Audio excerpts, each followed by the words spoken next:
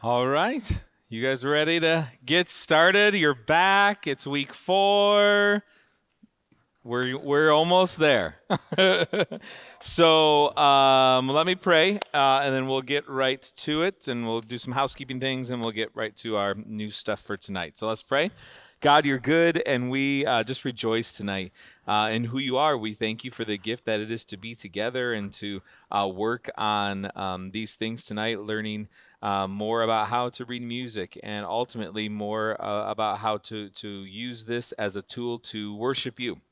So help us tonight as we continue to learn new things and reinforce the things that we've already learned as well. Lord, we pray for those who can't be with us tonight for various reasons. We think of those especially who are sick tonight, and we pray that you would heal them and bring them back to us safely and healthy next week. So be with us tonight. Help us to honor you even with this class. We pray in the name of Jesus. Amen. All right. So you saw on here, everyone signed in on attendance, right? And you picked up a stack of new notes. Yes. Anybody need a stack? They're down here.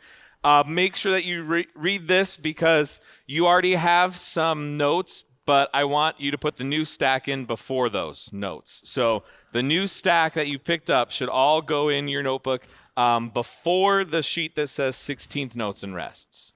So find that sheet, 16th notes and rests, and then put the new stack in there, okay?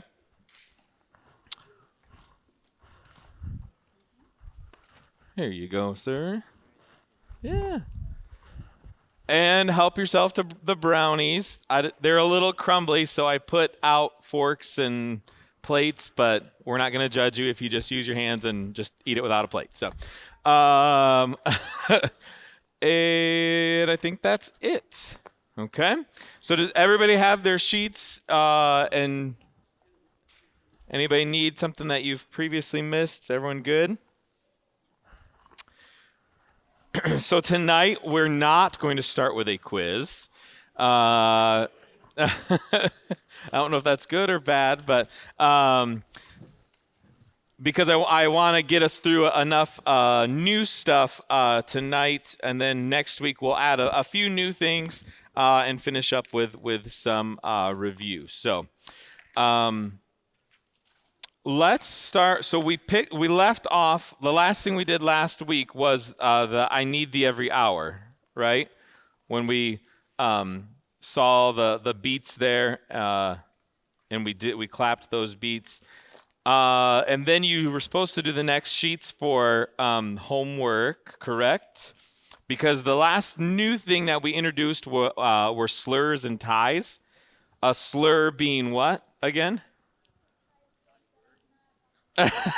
Not a naughty word, but what? Right. It's connecting two notes of different pitches, right? And the idea is that those notes would be sung as connected as possible, as smooth as possible. A tie, on the other hand, is what? Connects two of the same notes to really put them to, it functions as an addition sign so that you don't sing it or play it as two separate notes, but it becomes one with the value added together. Okay, so if it's a quarter note tied to a quarter note, you really play it as a half note, essentially, right? Because it's two beats. Okay. So let's look at that sheet, and we'll just to check and make sure that we're all on the same page. So I'm on the rhythm exercise page that starts with 6128. You see where that is? Everybody got that one? 6128. So let's try that first one together. So 6128 is 2 lines, right? Because it doesn't have a double bar line at the end of that first line. So we'll go on to the next line. So actually the first line, last note, is tied to the next line's first note, right? Y'all see that? So we will speak all of the beats, 1, 2, 3, 4, and we'll clap our hands will clap the notes and our mouths will speak the steady beat, okay? So we don't even need the metronome for this first one. So I'll give you a 4 count, and then we'll clap it together, okay? And speak it. So your 4 beats, 1, 2, ready, go. 1, 2, 3, 4. 1, 2, 3, 4. 1, 2, 3, 4. 1, 2, 3, 4. 1, 2, 3, 4.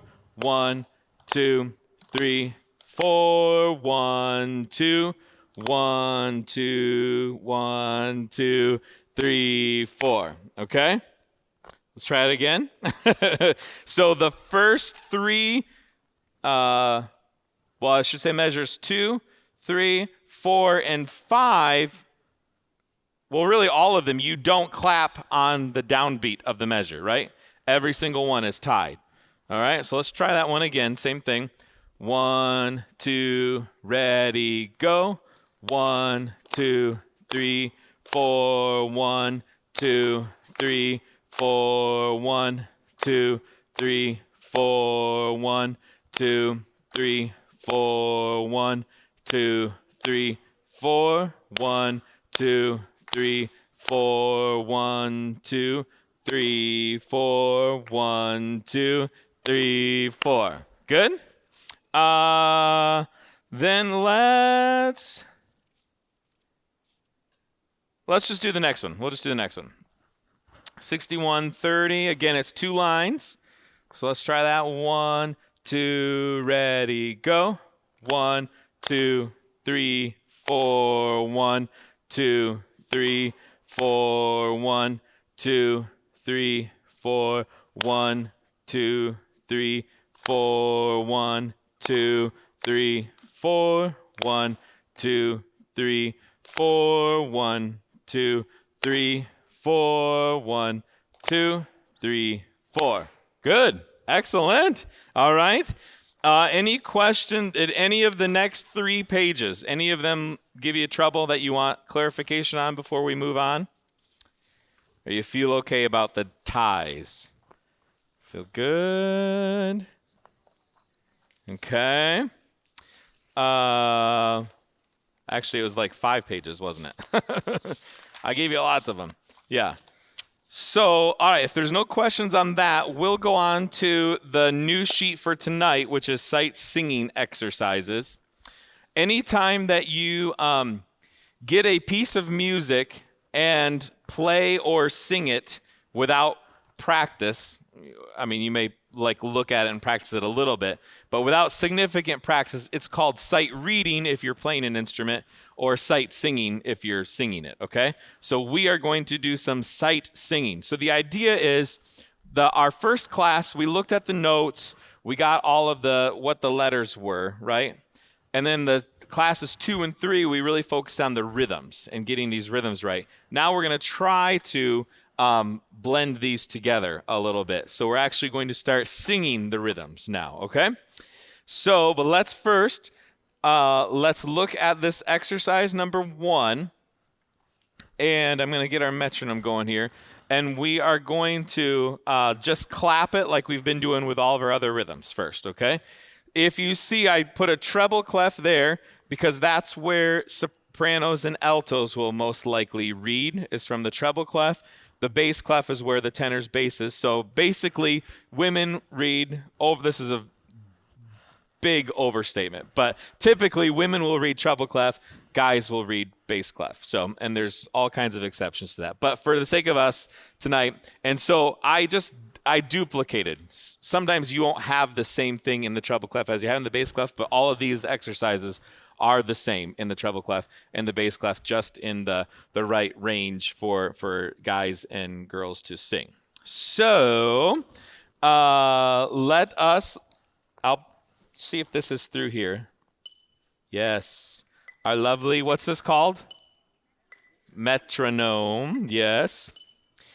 So this is the beat, 1, 2, 3, 4. But because we have eighth notes in the third and fourth measure and fifth measure, we're going to count everything as 1 and 2 and 3 and 4 and 1 and 2. I better slow it down.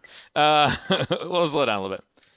So 1 and 2 and 3 and 4 and, okay, so that's going to be our beat as we do this. So let's clap exercise 1 together. 1 and 2 and ready, go.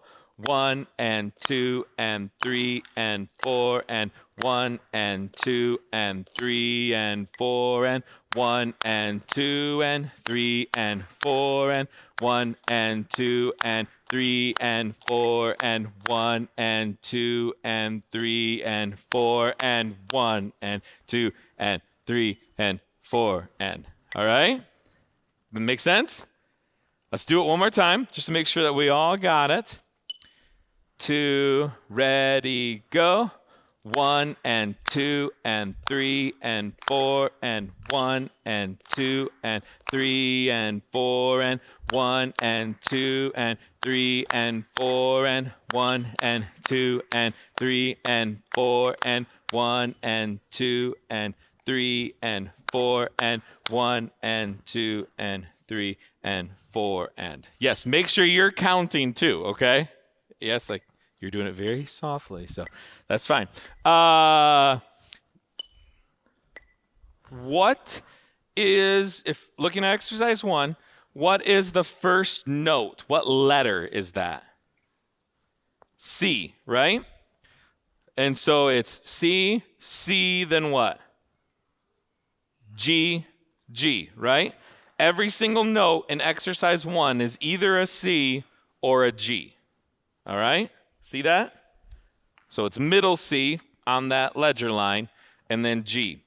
Let's do the same thing what we did, but instead of clapping the steady or saying the steady beat, let's clap and speak the letter of the note. So the first example would be 1, 2, ready, go. C, C, G, G, C, G, G, like that, okay? So let's try it with our metronome here. Make sure we're all together. You're doing either. They're the same. They're just, so the bass clef starts on a C too. Yep. So same letter names, different pitches, okay? So 1, 2, ready, go. C, C, G, G, C, G, G, C, C, G, C, C, G, G, G, G, G, C, C, G, G, G, G, G, C. All right? Let's try it again. 2, ready, go. C, C, G, G, C, G, G, C, C, G, C, C, G, G, G, G, G, C, C, G, G, G, G, G, C. All right. Let's keep that going there. Our little friend, the metronome's going to just keep ticking till it drives us batty. So here's a C for the basses. C, C, G, G, C, G, G is how your ears will go. Sopranos and altos, ladies, it'll be C, C, G, G, C, G, G. I can't hear the metronome as well because I'm behind it. I'll put it here. All right. Okay. So let's try now. You're going to try to sing it in rhythm. Okay. So you're either singing a C or a G. Okay. So try. Sing the name of the note. Yep, the name of the note, C or G. All right, 2, ready, go. C, C, G, G, C, G, G, C, C, G, C, C, G, G, G, G, G, C, C, G, G, G, G, G, C. All right, let's try it again without me playing it this time, just us singing it. 2, wait, where's the 2, 3, 4. C, C, G, G, C, G, G. C, C, G, C, C, G, G, G, G, G, C, C, G, G, G, G, G, C. Good. That makes sense? All right, let's do the same thing with exercise 2. So now we start on, well, let's clap it first. So we're in 3/4, right? So let me change our little metronome here. 1, 2, 3. 1, 2, 3. 1, 2, 3. 1 and 2 and 3 and 1, 2, 3. 1, 2, 3. 1 and 2 and 3 and 1, 2, 3. I should have you say the ands too. Let's do it again, and we'll say all of the ands, even the ones that we don't clap. So 1 and 2 and 3 and 1 and 2 and 3 and 1 and 2 and 3 and 1 and 2 and 3 and 1 and 2 and 3 and 1 and 2 and 3 and 1 and 2 and 3 and 1 and 2 and 3 and all right? That makes sense? Yes. All right, we're on the same notes. C, just C and G. So we're going to start on this G. 1 and 2 and 3 and 1 and 2 and 3 and 1 and 2 and 3. 1. All right, so I'm not going to play it. We're just going to sing it, all right? So 1, I'll do it here. 1 and 2 and 3 and 1 and 2. Sorry. How am I going to do that? We just sang the letters, right? We didn't do that? Okay. Let's do that. Sorry. Let me get this a little bit louder. All right, so just sing the notes. So we won't say all of the ands. We'll just say G, C, G. All right, like that. So 1, 2, 3. G, C, G, C, G, G, C, C, G, G, G, C, C, C, G, G, C. All right. Did that work? Uh-huh. Uh-huh. Oh, that's a rest. That's an 8th rest. Yep. Yep. So it'll be C, C, C, G, G, C. All right. Let's try the whole thing again. 1, 2, 3. G, C, G, C, G, G. C, C, G, G, G, C, C, C, G, G, C. All right. Any questions? Making sense? All right. We're getting harder. We're going back to 4/4 here.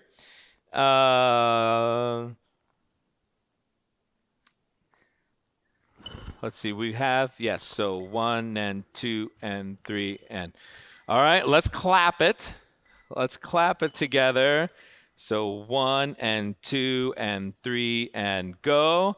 1 and 2 and 3 and 4 and 1 and 2 and 3 and 4 and 1 and 2 and 3 and 4 and 1 and 2 and 3 and 4 and 1 and 2 and 3 and 4 and.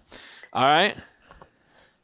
That one's hard. It's hard because it's there's syncopation. Have you heard that word before?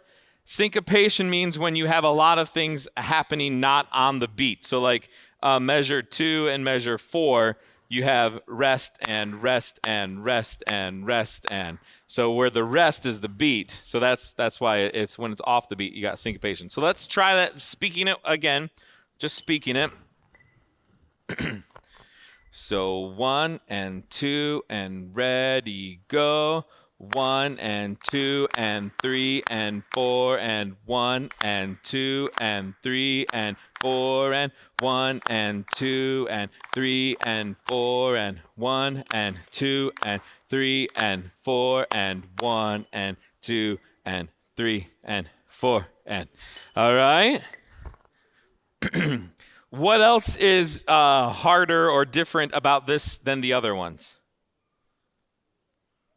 Different notes. Exactly. What are our notes? Still only 2 notes, but what are our 2 notes in this one? D and A. Yes. So you've got D, A, D, A. Okay. I'll play it with us this time, but let's try to sing just the notes, the letters, right? 3, so 1 and 2 and ready, go. D, A, D, A, D, A, D, A, D, A, D, A, D, D. Let me do, I'm going to increase our tempo so that you can hear all of the 8th notes while we sing it, since we're not counting it. So let's do.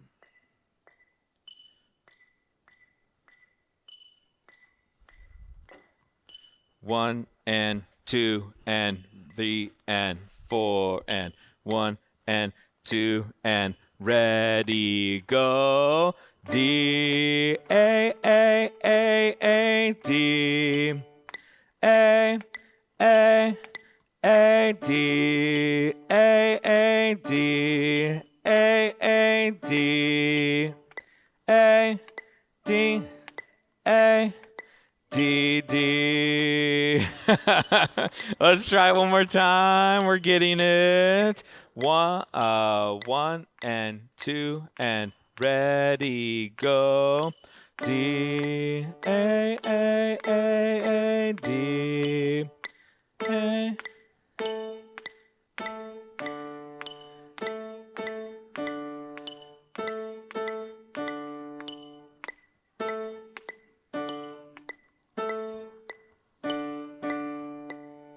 Okay.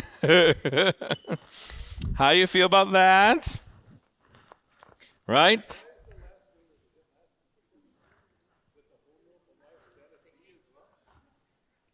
It's a D. Uh-huh. Oh, for the bass clef? Oh, yeah. I don't know why. Yeah, it should be a D. Sorry. I don't know why it did that.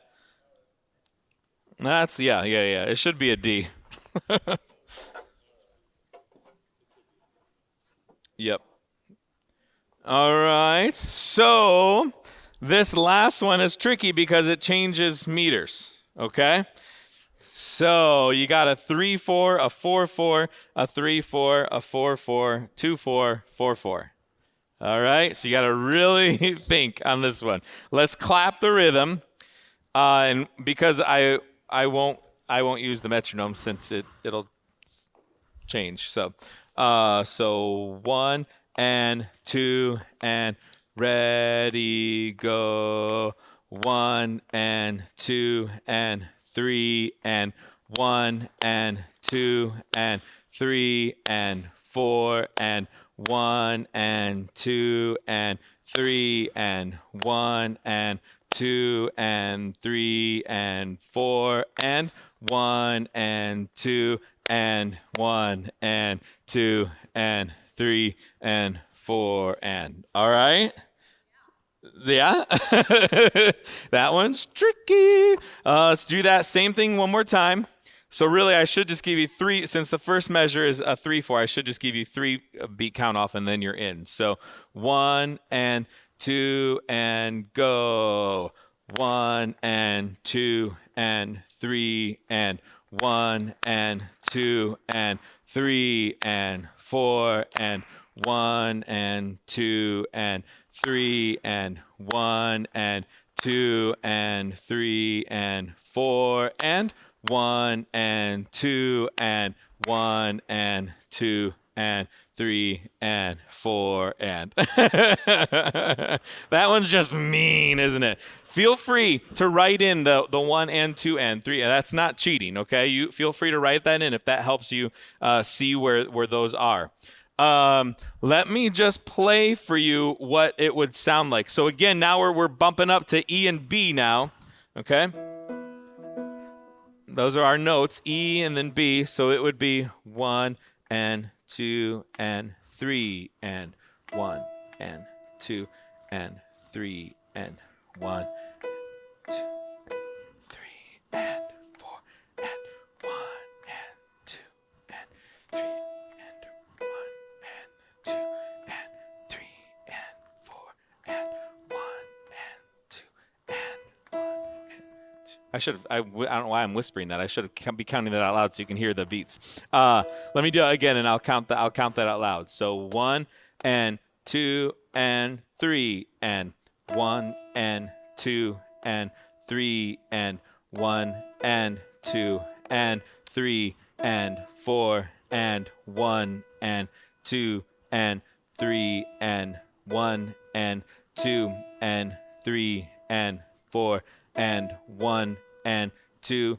and 1 and 2 and 3 and 4 and. All right? Now you sing E, B. You do the E and the B's. I'm going to do exactly what I just did so you can hear the beats, where those are. But you sing E and B. Well, I count out the steady beat, okay? Right there. So 1, 2, or 1.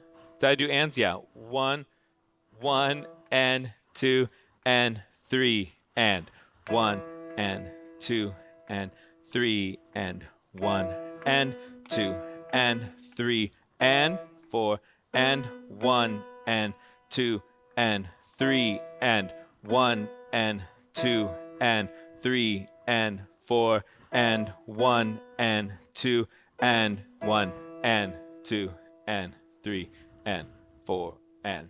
All right, did that make sense? That's really advanced. So if that made sense to you, feel really good. If you're a little bit, that's okay. Okay. What I'm trying to do with this whole class. So let's take a little time out to tell you this. Most of the time when you are learning music, you're taking private lessons or you're in a course or a semester long course or something. What they'll do is they'll teach 1 or 2 concepts. They'll teach treble clef notes, for example, and then they'll spend probably a month, 2, maybe even 3 months just drilling that over and over and over before they even talk about the bass clef, okay? So for us to do this way in a 5-week class is really different. And so what I'm trying to do with this class is to give you enough tools and enough things to practice so that if you're really disciplined, that you will have enough stuff, whether or not we do I don't know when we'll do the next class to pick up from where we left off with this, whether it be next winter, I don't know, but or before that. But until then, I'm trying to give you enough resources that you can practice and drill and drill and drill, so that by the time we meet again for a next class, we still have next week, but before we pick up on the next thing, all of this stuff will kind of be like second nature to you, okay? So that when you look at a treble clef and you see a note on the 3rd line, you don't even have to think that that's a beat. Like it's just here, okay? So I'm going to give you some more things tonight, some more things next week that will help you just kind of keep drilling and practicing these things so that rhythms, tricky rhythms will become really kind of second nature to you, okay? So that rather than giving you a concept and giving you 2 months to practice, we're kind of doing lots of concepts and then a bigger amount of time to practice those concepts. And if it's July or whatever, and you're going through this, and you're like, what was this again, or whatever, shoot me an email. Catch me on a Sunday morning, whatever. I'm happy to help you keep going with this kind of stuff. So, good. Let's turn the page, and we will talk about a new concept. This is one of those new concept things. Intervals. This is a definition that you will have to remember. An interval is the distance between two notes. We just sang the same interval. We sang C and G, then we did D and A, and then we did E and B on those exercises that we just went through. And those are all an interval of a fifth. And that's a really common interval to learn. So, and you're like, well, wait, that's not 5 spaces between. When you count an interval, you count the note that you start on, the note you end on, and the notes in between. So if we're saying that the note C and to a G is a fifth, that's because you've got 1 here, you've got the D, which is 2, you've got E, which is 3, and you've got the F, which is 4, and then 5 is your G. Does that make sense? So in this is interval, distance between two notes, distance between two notes, distance between two notes. That's what you've got to know. Because really all of music is, it's about the rhythm for sure, but in order to know like what note, what pitch to sing, next it's all about what the interval is from the note that you just sang to the next one. Am I going higher, up, or am I going down? Is it lower? Okay, that was like day one, we learned high and low. But now it's getting to know intervals. And as you do intervals, you'll just know, you'll start to kind of memorize what it sounds like. So a fifth, 1 5 1 1 5 1. You just know that all of those, the things that we did, whether it was C to G, or you do your D to A, then you've got 1 2 3 4 5. So same amount of space, same interval, even it just starts on a different note. So we sang the C G, that's a fifth, and then you just go up. D A, same amount of space, it just starts on a different note, right? It starts higher. So as you keep going up, C, G, D, A, E, B. We did all 3 of those in those exercises on the previous page. And I did that intentionally so you could start hearing what a fifth sounds like. If going down one, a fourth is like this. And here comes the bride, that's a fourth. So whenever you hear that kind of, that interval in music, you know that's a fourth. When you hear "Here Comes a Bride," and there's all different kinds of tricks and different songs that like a sixth and B C. that's the sixth. Like all of these have different little things that you kind of remember. But for now, we just want you to start getting to identify what intervals are, and you see them there on that sheet. A key distinction there at the top says a melodic interval is distance between two notes which, I should say, are played one at a time. Which are played. So this would be your interval of a fifth. One at a time, yeah. So what we did melodic intervals. 1 5 1. If I had let's just do it. Guys, sing this note. La, just sing la and hold that out. La. And ladies, sing this. La. So guys, la, ladies, la. You're singing those at the same time. That's called a harmonic interval. So whenever the notes are sung at the same time, it's a harmonic interval, or that's where we get our word harmony from, right? So harmony is just, and then melody is when they happen consecutively, one after the other, okay? So you have there on your sheet, you have the second, so a C to a D, is a second, C to E is third, C to F fourth, C to G fifth, C to A sixth, C to B seventh. And then if you look down, if you're asked to identify the interval of like this note to this note, it's the same note, right? We call that unison, okay? Unison. Okay, that unison, you see the prefix uni, which unity, right? United means together, right? So it's the same note. So that's unison. And then you see if you have a 1, you go, I'll erase these numbers so that doesn't get confusing. So you got 1, 2, 3, 4, 5, and then you've got 6, 7, and then 8 is a C again, right? So this is, when you have an eighth, you don't say an eighth, you say an octave. So it's the same letter name, but just 8 places away, okay, is an octave. All right, and you can go down an octave or whatever the case may be. So take a minute and do number one. Well, let's just do it together. Number 1 is easy. Is it a harmonic interval or is it a melodic interval? They gave you the first one as harmonic in H, right? You see where I am? Okay, so then that second one is what?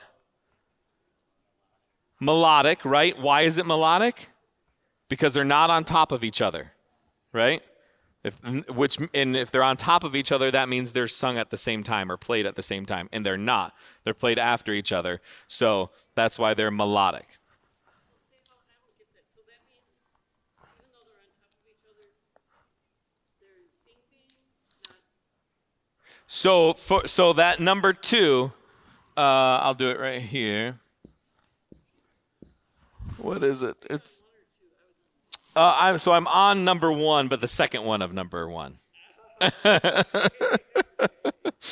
So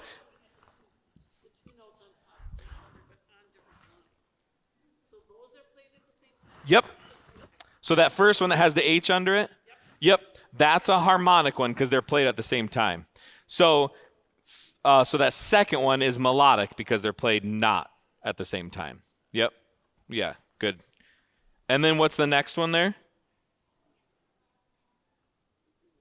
Melodic, yep.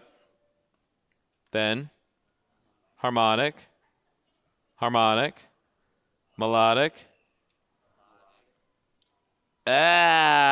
Tricky. So we're at that second to last one on number 1, right? And it looks like this.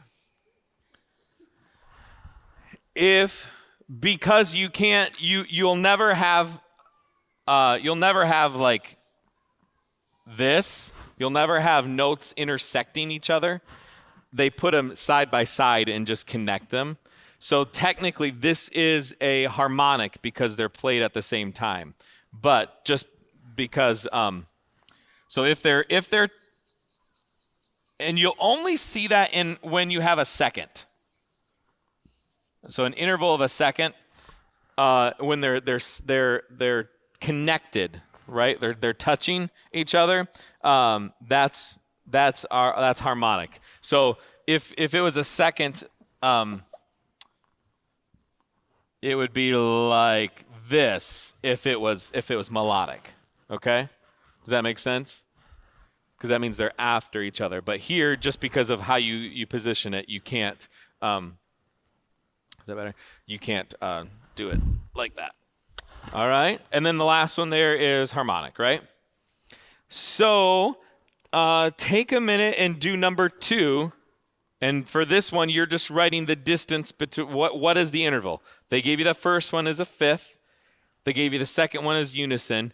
Now, what is the next one? You write that down and keep going there.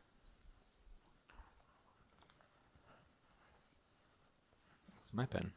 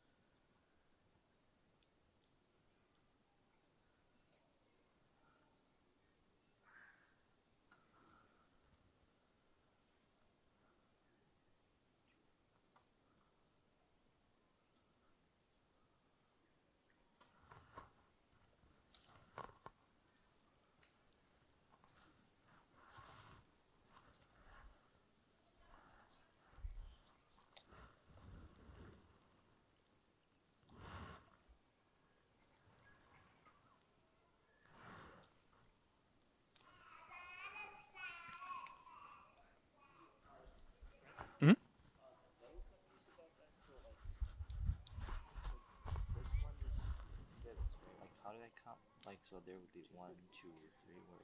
What is? Like, So you would have. So this is your one, and then your second would be underneath the line, and then third on the line, right. and then fourth that space, and then fifth that line.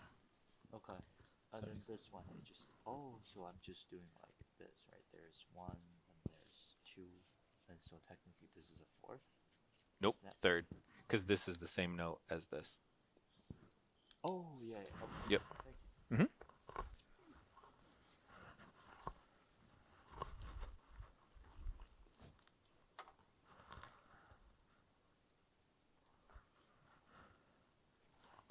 All right, you good? So they gave you fifth, they gave you unison, then you have a third, and then a seventh, and then you have an octave, and then a sixth, and then a second, and then last is a. All right, are you learning a trick at all? Are you learning anything? This is the age-old guess what's in my head right now.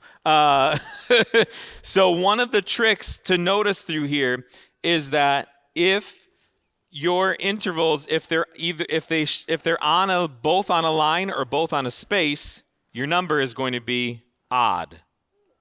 Right? So like your first one that you did was a third. It was on a line and then it was on a line. Your next one was a seventh, both on lines. Then your even ones are on different, right? So either a space in a line or a line in a space. And so you see that with your octave because technically that upper one is on a space. All right? So just kind of something that you can visually get a clue, that kind of gives you your first clue. Of is this going to be an odd number or an even number, is whether or not they're both on a line. Does that make sense? Okay, good. So then the rest of the sheet just gives you some more things to do. This can be 3, 4, and 5. We'll just save for homework. So just name what those intervals are. The number 4 is you actually write in the note to match what interval they give you, and the same thing for the number 5 there. 4 and 5 are the same, they're just different clefs, okay? And then I just gave you a couple more sheets. These are more just for practice. So intervals 2, there's no new information on this sheet. It's just more practice for you to do this week. And then intervals 3 is similar. What's different about intervals 3, look at that page for just a minute, is that they're asking you to identify the melodic intervals in the treble clef, and then in the bass clef, those are harmonic intervals, okay? But again, all of that's happening at the same time. And this is really common in piano music, where the left hand, which will play in the bass clef, does a harmonic interval, while the right hand, the upper treble clef, does the melody or the melodic intervals. So, like for example, what this will sound like if I can play it right. Number 1 is.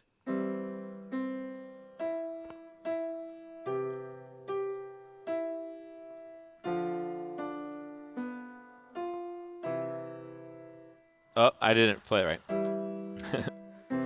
So hear how some of it was staying the same the whole time, like this. That's your harmony, but then the movie notes on the top, that's your melodic intervals or your melody.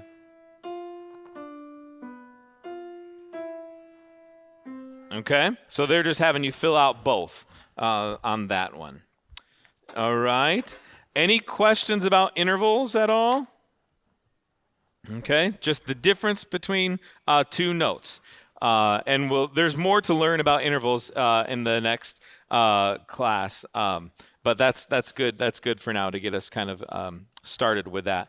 And again, the more that you practice, the more that you learn your intervals, the more that you'll just recognize, you'll in your mind hear what the next pitch is, because you're so used to what that interval is. So the next thing in your books, and feel free to take another brownie because we'll spend most of the rest of our time on this tonight. I wanted to leave you after next week with a pretty comprehensive list that you could reference to give you what the real key fundamental terms and symbols are for music. Okay, so I made this with some of the things that we've already discussed and some things that we'll discuss later tonight and next week as well. But let's just run through this list really quick. There's certain words that we use in music often, like beat or rhythm, some of these pitch, and you're like, we don't often define what these words really mean. So I want to make sure that you have an understanding of what these words mean because we'll use these in rehearsals if you sing in choir, or you'll see it in music and think, what in the world does that mean? So first of all, beat, when we say the word beat, we're just talking about kind of the division of time, the unit of time that's the foundation for our rhythm and for tempo, right? If you knew that a quarter note was 1, but you didn't know like what that steady beat was, right? The metronome gives us what our metronome is always listed in called beats per minute, kind of like your heartbeat is taken, right? Beats per minute is how a metronome clicks. So where we left off was 100 beats per minute when we were doing the 1 and 2 and. And so if we don't have that foundation or that reference of what value does the beat get, it doesn't matter what an eighth note is or a quarter note, right? So that this is the thing that keeps us all together is what the beat is. Rhythm is just a general word for the patterns of sound, silence, and emphasis. So sound being the notes, right? And the silence being the rests, and emphasis being downbeats and other things that we have. So that's all of that's called rhythm. So anytime that we're talking about how long a note is or a rest is, that's rhythm. Downbeat, you should remember this, is what? The first beat of every measure, right? The first beat of every measure.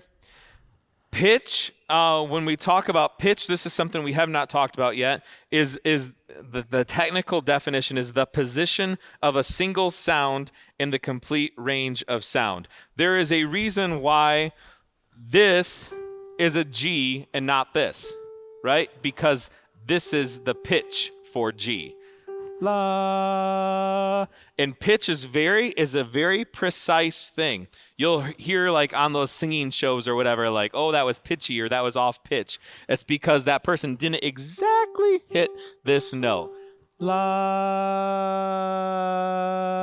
Right? It's the pitch went down. It wasn't on pitch. So because it's not exactly what this G is.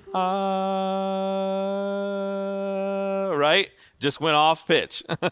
So pitch is very, very important. And we identify what the pitch is by the letter of the note that it is. Note is the way that pitch and duration of musical sound is represented. So if it's a quarter note, you know how long that is going to be. A rest is the same thing as a note, only instead of the sound, it's the silence, right? Stem is the thing that goes on a note to identify what it is for those that have stems. And then I put in here the note that we learned a couple of weeks ago, that the stem always goes down on the left side of a note when it's on the third line of the staff or higher. It goes up on the right side of a note when it's below the third line of a staff. Flag is the little wavy line on an eighth note or a 16th note, which we haven't talked about 16th notes yet, but that little that thing, this is the flag. And then the next one is beam. It's the line that connects 2 or more eighth notes. So that's the beam there. Okay. That's review. We've talked about that. Pickup measure is just not a full measure, a partial measure at the beginning of a song. That's okay. It's not breaking rules. That's a legitimate thing. Only at the beginning of a song or at the end. Like in hymnals, you'll often see if it's a 4/4 song or hymn, and the pickup measure is 2 beats, then oftentimes that last measure will only be 2 beats as well to make so those kind of function as one measure together. Okay. Middle C is that note in between the clefs. So you got your treble, and you got your bass. Here's middle C. It's the one dead center in between the two. We just learned intervals, distance between 2 notes. We just learned melody and harmony. So melody, 2 or more notes played one at a time. And harmony, 2 or more notes played at the same time. Okay?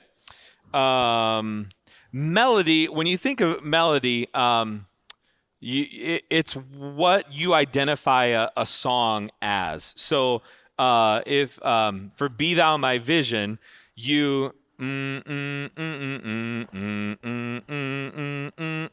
those are all different notes happening one at a time. That's the melody of Be Thou My Vision. Now other people can sing lots of other things while that's going on, but anything else that's not what I just sang is harmony. Okay, it's happening at the same time as the melody. Unison is interval between 2 identical notes.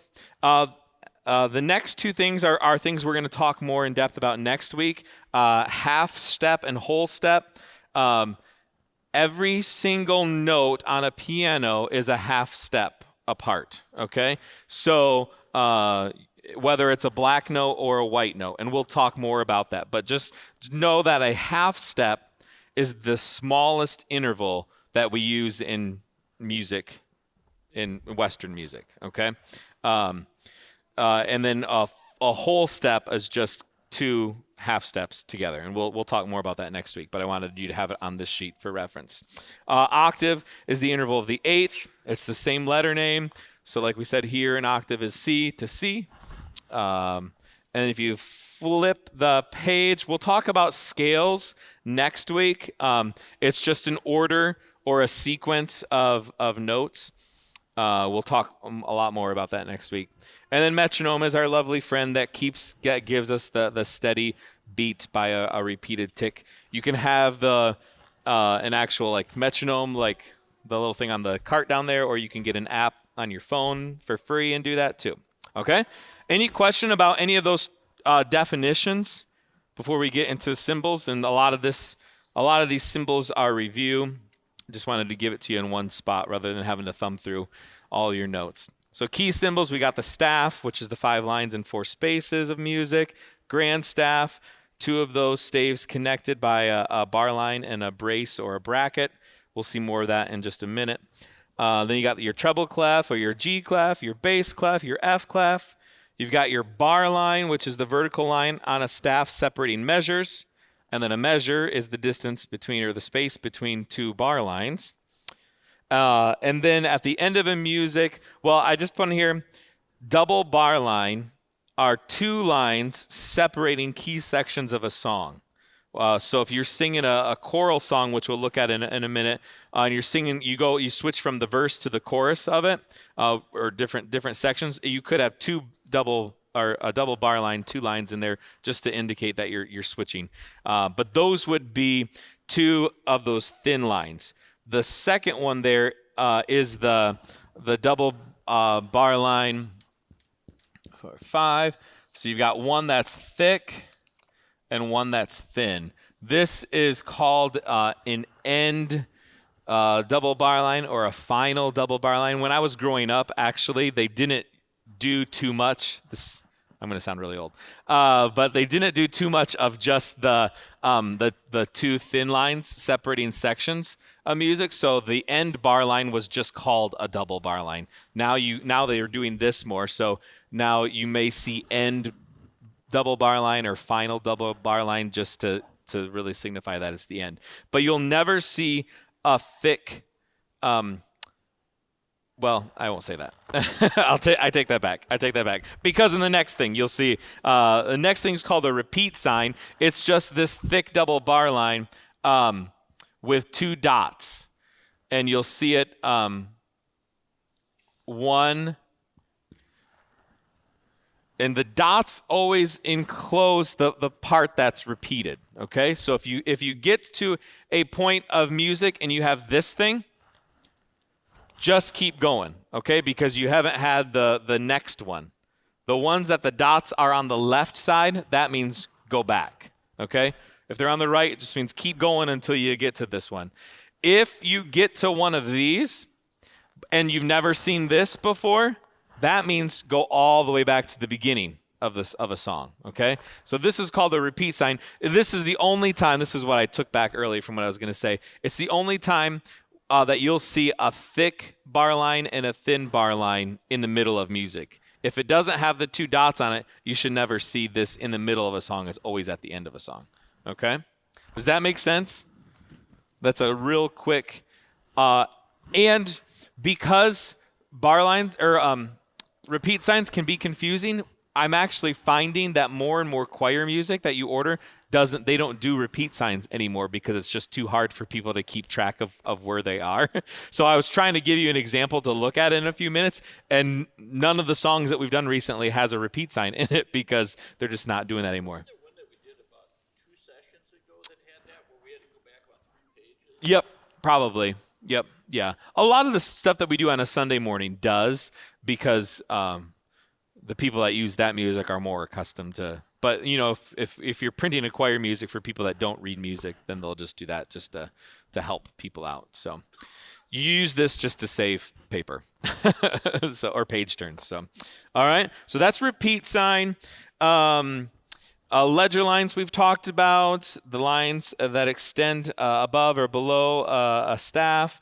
Time signatures you have on here too. The top number tells you what of a time signature? How many beats are in a measure. And the bottom number tells you what? What kind of note gets 1 beat. Yep, good. Then I gave you common time, which is 4/4. It's just another way of doing 4/4, and it's just this C.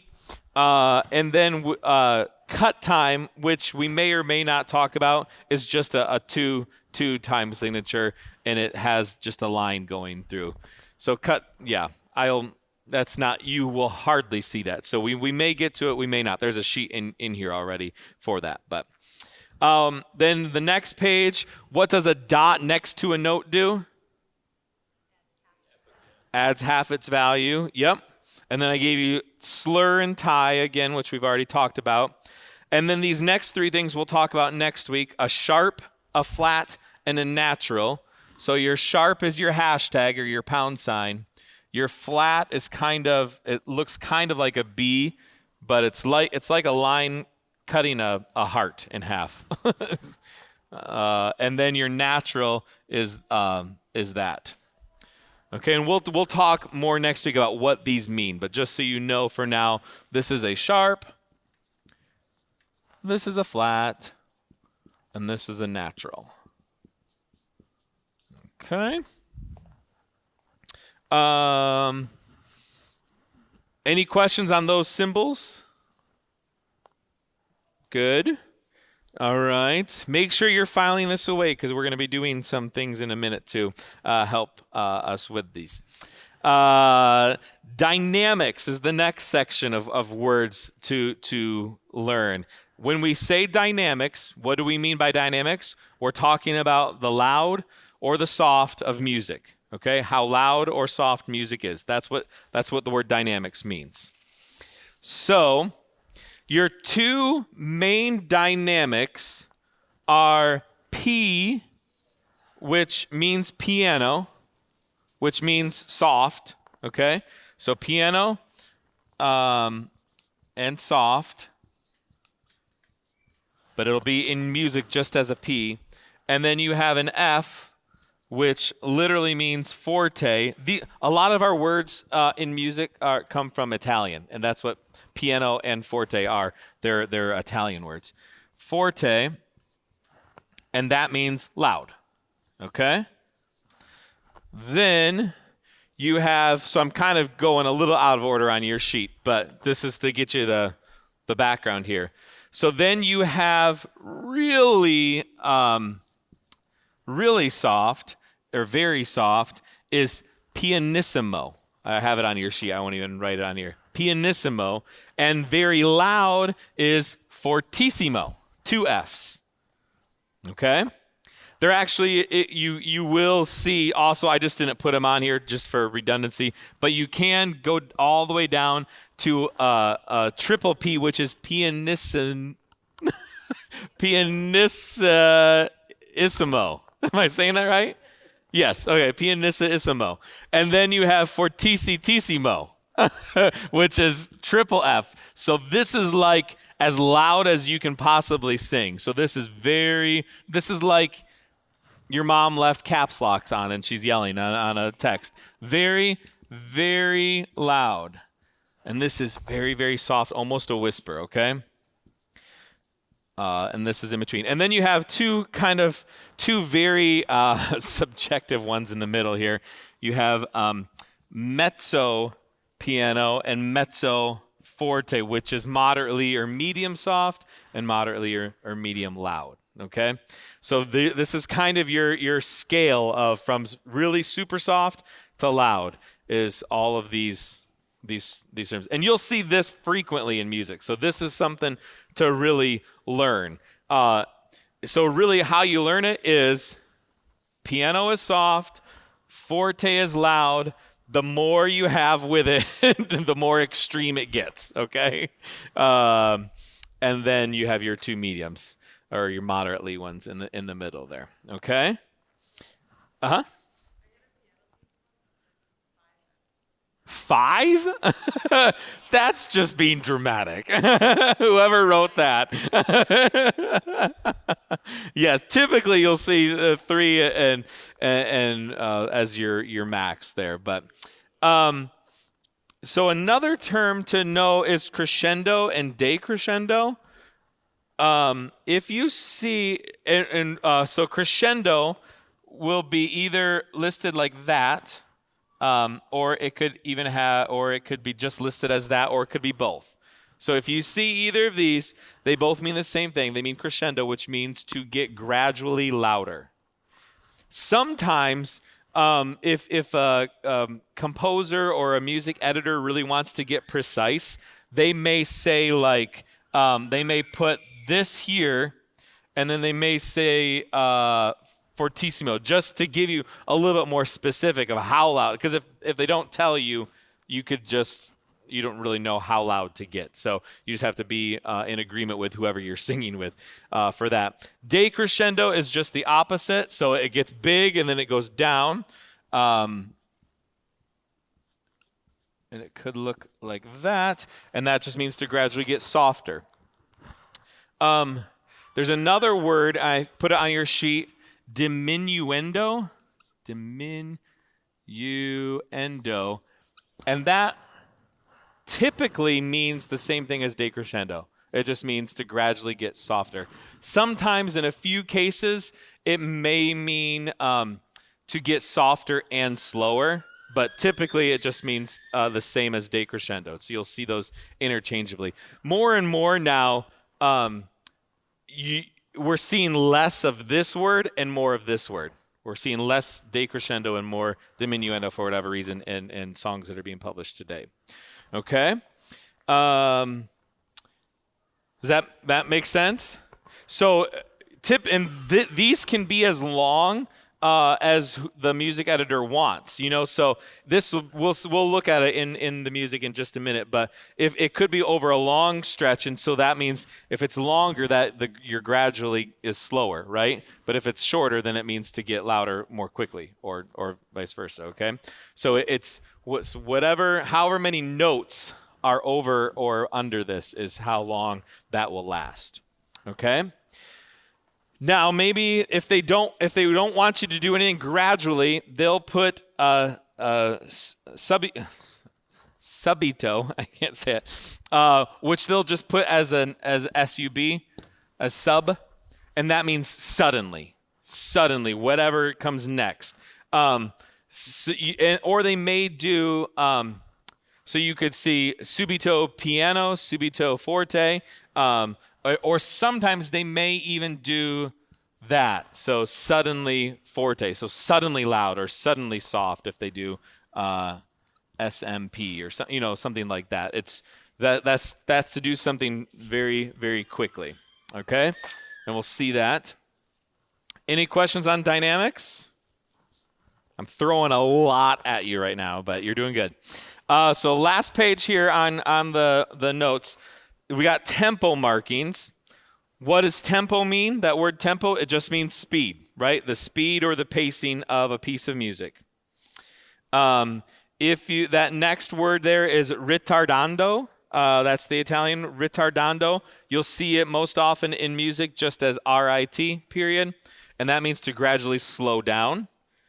Accelerando, or ACCEL, it means gradually speed up. Okay? If they don't want you to gradually do something, they'll put molto, which means much or a lot. So you might see often at the end of a piece of music, molto ritardando, which means slow down a lot. Okay? Or poco is the opposite, is a small or a slight. Poco ritardando. A lot of times you'll see that like in the middle of a song if they want you just to slow down for a little bit and then they'll go back to the regular tempo, and that's what a tempo means. A tempo means go back to the original tempo. So you might see in music ritardando for a couple measures. That means slow down for those measures, and then a tempo means go right back to where you were, and that tempo pick up the speed there. Then and then legato is another term, meaning it's kind of like a slur. It's kind of the same thing as a slur. It just makes smooth and connected. If it's legato, very smooth, very connected.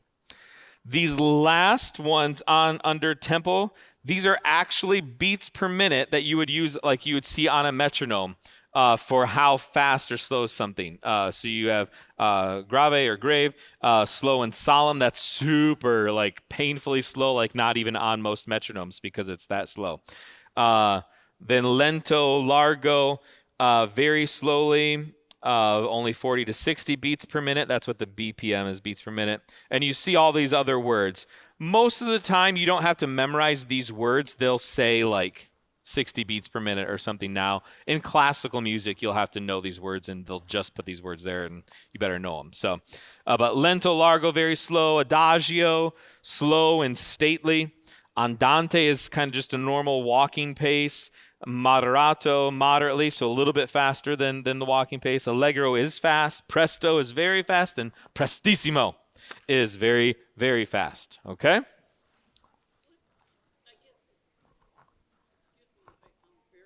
Nope, that's good. What shows you on the music where the tempo is at? Hold that question. That's a great question. Great question. Uh-huh. Oh, okay. Yep. Let me just point out these three things, and then we'll answer that question. And then just some other accents of the very bottom of these articulations. Staccato is, remember how the dot next to a note adds half its original value. A dot on top of a note, like pictured there, or below a note, means staccato. It means you play it real short. You just...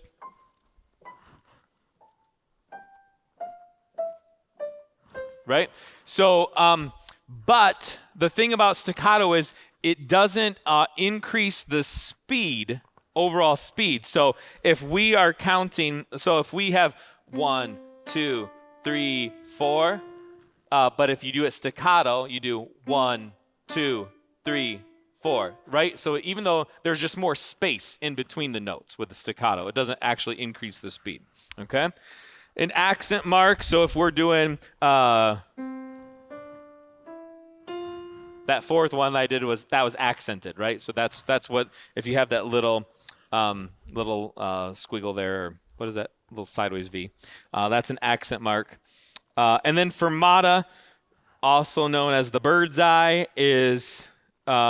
means to hold out something for a non-specific amount of time. So if you're following a conductor, there's a fermata. He's just going to hold that out for however long he wants to, and you have to hold out with him. So we love that. You see that oftentimes at the end of music, but you could see it in the middle of music as well. Okay? So take, if you would, there's a stack. I have 2 stacks of music on your table. One of them is called Grace of God with Us. It's the blue one. Take that, and everybody use that, and we'll walk through this music, and we'll highlight a lot of these terms that we just talked about, okay? This is a song that the choir just sang for Christmas.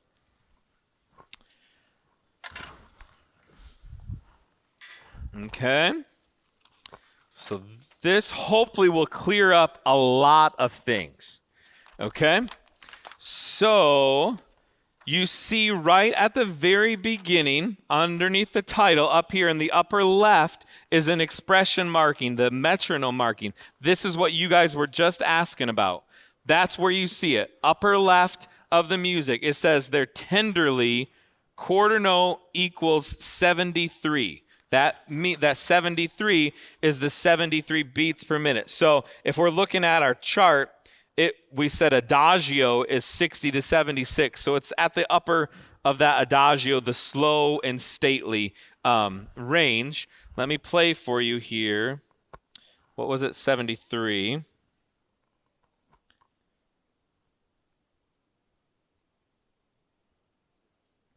Uh-oh, did my thing turn off? Oh, no. 2, 3, right? It's kind of slow and kind of stately. That's why it's called that. But that's what 73 beats per minute is. So that's what this song will be played to. So it would be like the beginning.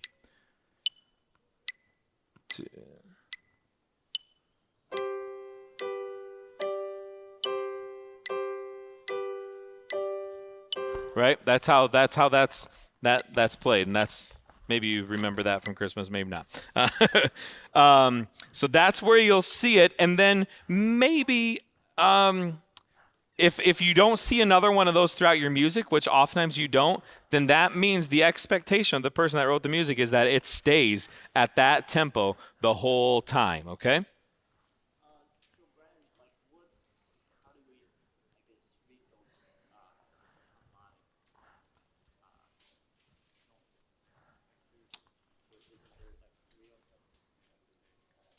Yep. Yes. No.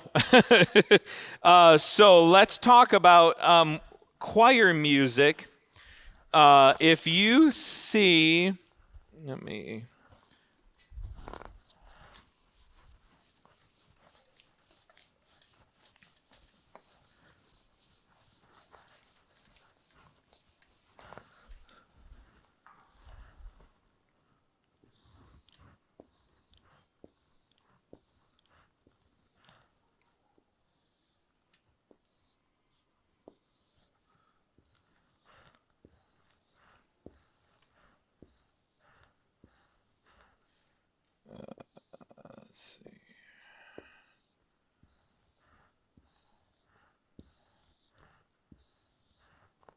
Okay, hold on.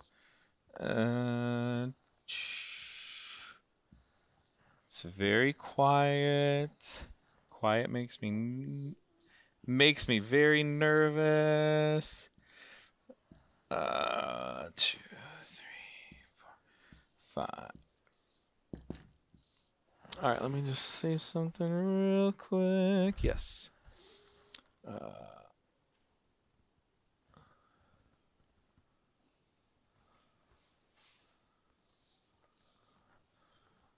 And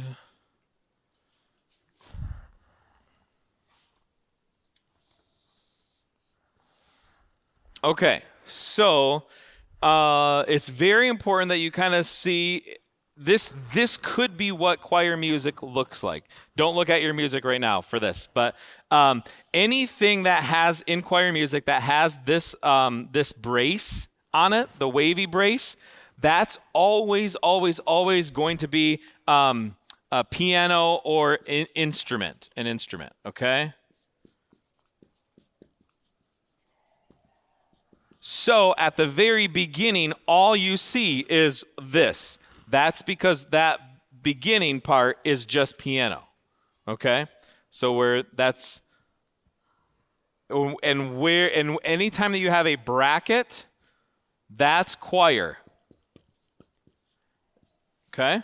And then if there's something above but there's no bracket and no brace, then that means that's a solo. Okay? On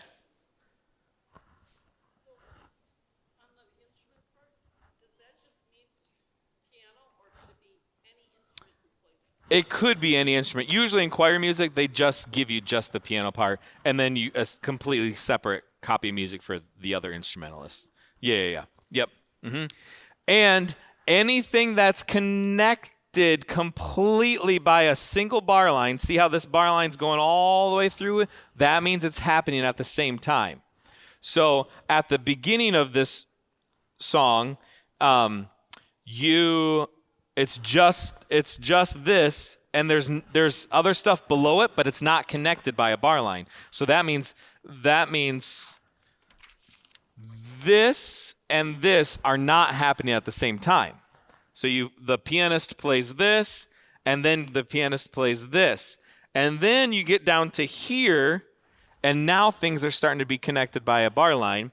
And that top thing is a bracket, and it doesn't have a bass clef with it. It's just the treble clef. And you even see they put the word there, ladies. So right now at the bottom of page 2 is just the ladies singing with the piano. Following? Okay. Where do the men join in? Measure 17, bottom of page 3. Everyone see that? Really important. And how Joe just referenced it is exactly how you want to reference it. You want to reference it with the measure number, and if you're doing lots of different pages, maybe the page number too. But definitely the measure number, which we said last week. Remember, they just number the first one in each line. So the bottom line here of page 3, you have measure 17, then you have 18, then you have 19, and then turn the page, and you have 20. See, and they've given you the 20 there at the top of that next page. All right? So does that all make sense? And So like different notes just mean like lower notes are for bass. oh, yep. So if you have, like at the bottom of, look at measure 17, bottom of page 3, it starts off. For the choir, it starts off with that and that. So what you have here are harmonic intervals. So that means that all 4 of these notes are going to be played or sung at the same time. Okay? And so typically what you'll have is bass on the bottom, tenor, alto, and then soprano. Okay? So that's all everyone is singing, and they're singing a different note. So that first, the glory at the bottom of page 3, the basses sing this, tenors, altos, and sopranos. So that glory sounds like this. Okay? Does that make sense? So you go up a line to measure 14. And remember, this was just the ladies. So because there are only one note happening at a time, that's a melodic those are melodic intervals. And so everyone is singing the same. The sopranos and the altos would sing together there, okay? So you don't always have so let's go flip the page 4. Look at the bottom of page 4, measure 26. And you have it says, Kings of Earth, rest.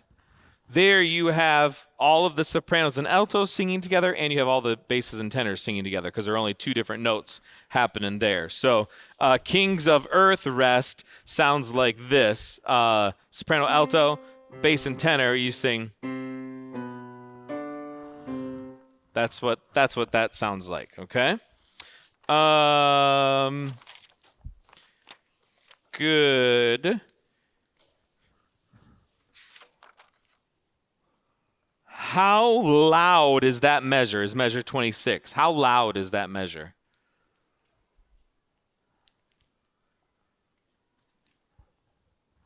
You can say it out loud. Medium soft. That's correct. How do we know that? If you go up to the word the in the previous line, it says MP, right? That was our medium soft, this one here. And so if you're ever doing that, like I just did ask you how soft or loud you're singing at that point, just keep going back to see what the last marking is for how loud or soft, the last dynamic marking, okay? How do you know how far back to go? Because I know in measure 17 it's MP2. Yep. But say, for example, it wasn't at 25. Would you go all the way back to 17? Yep. You go all the way back to the beginning of, because there are some songs that it's just all soft. You know, it could say P at the beginning and then never change. Yep. So this is just sort of remind us again. Yes. Let's see. Did it change at all? Yeah. So what's happening is we sang in 4 parts at the bottom of page 3, and now we're singing really it's in octaves. And so it's saying even though we're changing how we're doing it, we're not changing how loud it is. So that's why that's there. Yep. Then you see on the middle of page 5, you see this, right? Crescendo. So that means to start getting louder. And what that means is we were singing mezzo piano on middle of page 4, and by the bottom of page 5, we're going to be mezzo forte. You see where that is? That 34. So we stay moderately soft until we get to that word Lord of, or the words Lord of Lords there where it says crescendo. That's where we start getting, and so really that means to slowly get louder until you get to that glory at the bottom of page 5. Okay? And you see bottom of page 5, the very last syllable is the word high, but it's 2 notes. You see where I am? Bottom of page 5, last measure. And it's connected by a slur, right? The notes change, and you'll see that often because it's 1 syllable. You don't want to sing ha-I for the different notes. You want to sing hi, right, to keep it connected and smooth because it's still the same syllable. So that's very, very common to see in there. Oh, no, you're good.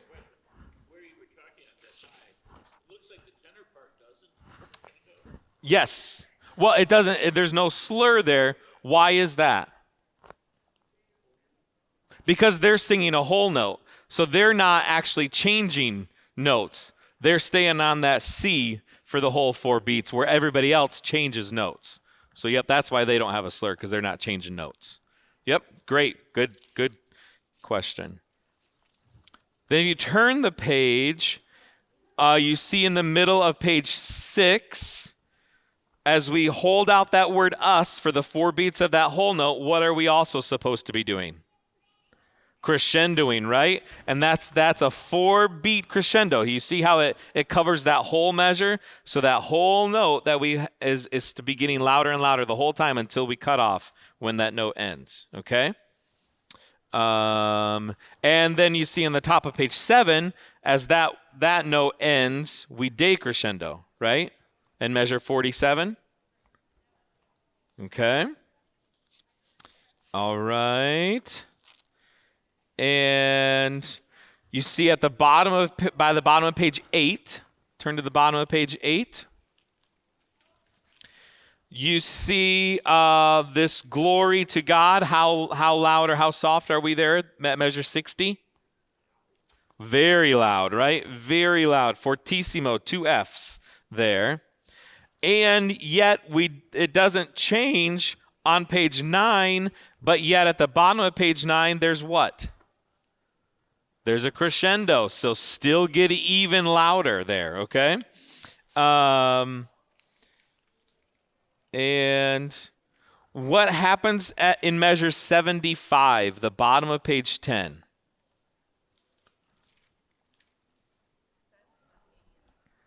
Yep, that sub, which means subito. subito mezzo piano. So we've been fortissimo that whole page, and then suddenly we get moderately soft, the grace of God with us. Okay? And then how do we end on the bottom of page 11, measure 83? What are we to do there? What's that? No, measure 83. Oh, well, yeah. He was talking about the very end, measure 85. There's a bird's eye, the fermata. So, and that's just in the piano. I mean, they have one in for the rest for the choir, but the choir's just resting. But for the piano and the orchestra, there's a bird's eye, a fermata over that. So that means I'm holding them out, and they're just with me until I cut them off. Okay. But then in measure 83, before that bird's eye, we have what marking? Molto ritardando, which is slow down a lot, right? So slow down a lot. And so everybody's eyes from the choir and the orchestra are going to be with me and how much slower I'm going at the end there, okay? Good. This is a question? Measure 84 at the start. You know, down in the men's side, you've got 4 notes. Now, explain that to us. Whenever there's a note that's smaller than the rest, those are alternative notes. So if you have some people that can really go down low and get those notes, you can have them sing them. But those are optional notes. Yep. Well, and if there were 3 or 4 notes, then we would just divide people out more so that it's covered. If they were full notes that were not optional. I hate that, actually. When it says building, it really means it's really like a crescendo. Sometimes tempo could be involved in it too to get a little bit faster. But it's so subjective. I don't like it when that's in music. Uh-huh.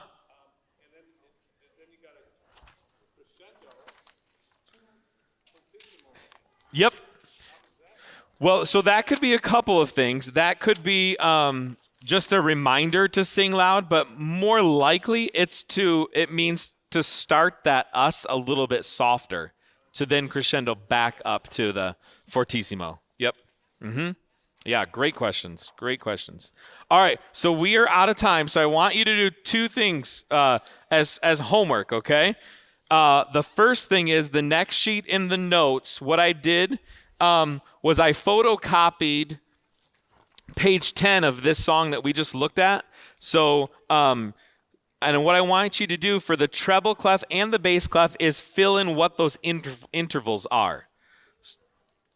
Nope, just take your book home, because that page, it says page 10 on there that I photocopied. That's all you have to do is fill in what those intervals are. So that first one on top of glory is a fourth, right? From the G to the C for the sopranos and altos. And then if it's more than an octave, just put a plus sign. Like, so the tenors to the basses, that's more than an octave. So just put a plus sign there and don't worry about that one. Okay, does that make sense? That's one of your assignments. Your other assignment is even more fun. I want you to take home the other song that I have on the table, a Carol Fantasia. Everyone take a copy of that home. Now, we have to pay for all of these, so don't lose these. I make the choir sign them out because we have to pay for them, and some of them are out of print as soon as we get them. Like this one actually is out of print. I shouldn't have given it to you. But make sure you bring it back to me next week. And what I want you to do with that song is I have the next page in your notebook says musical scavenger hunt. That's just to make homework sound fun.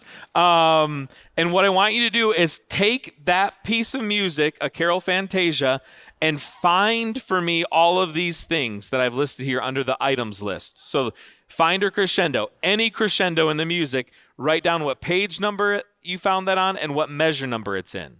Okay? Does that make sense? You got those 2 jobs? So the intervals on the Glory to God sheet, but leave the grace of God with us. Leave that here. Take home a Carol Fantasia, a song we just did for Christmas, and then do the scavenger hunt, okay? And hopefully this will make a lot of sense as you do that. So, good. I kept you 4 minutes over. Sorry. Head on out. And take some brownies, too. Take some brownies.